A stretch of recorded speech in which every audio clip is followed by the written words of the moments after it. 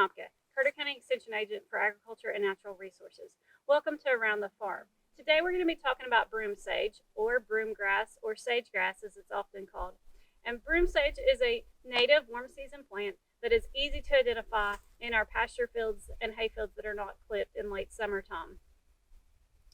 Broom sage does make nice cover for turkey and quail, but as a forage species it falls really short because it's unpalatable to our livestock.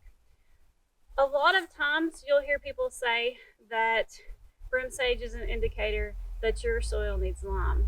And although that may be true, recent studies have shown that some fields with broom sage infestations are also lacking in potassium or phosphorus.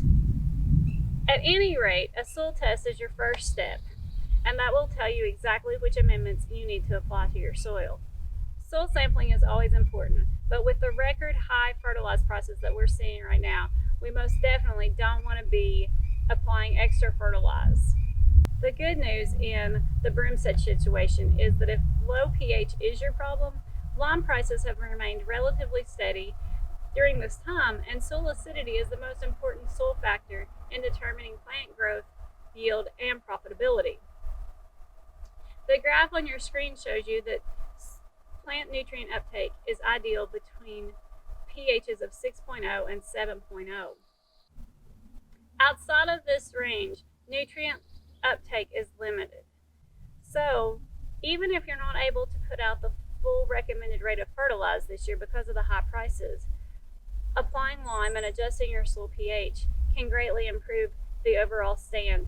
And on the other hand, applying fertilizer but not adjusting your pH may end up costing you time and money, because even though the nutrients are there, the plants are not able to take up those nutrients. There are also some other management practices that can help control broom sage in our pastures and hay fields. The first is to properly graze and manage our stands. In many cases, there are desirable forage species in broom sedge infested pastures. By adjusting soil fertility and managing grazing to favor these species, we can make them more competitive. Normally, these species are cool season grasses, so not grazing them closely and frequently during the summer months will get them ready to grow in late summer and fall when the temperature and moisture conditions are ideal.